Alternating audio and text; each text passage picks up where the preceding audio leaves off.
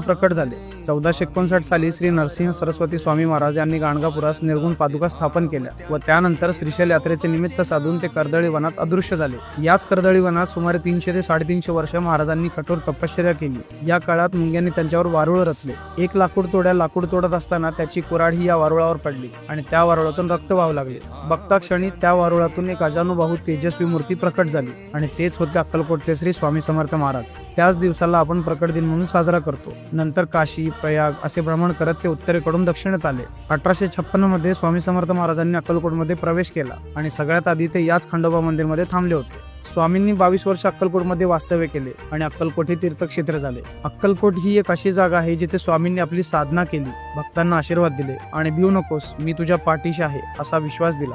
तुम्हाला कधीही वेळ मिळाला तर एकदा अक्कलकोटला नक्की भेट द्या, कारण स्वामींच्या दर्शनाच्या वेळी एक वेगळीच आध्यात्मिक ऊर्जा जाणवते जी शब्दात सांगताच येणार नाही। स्वामींच्या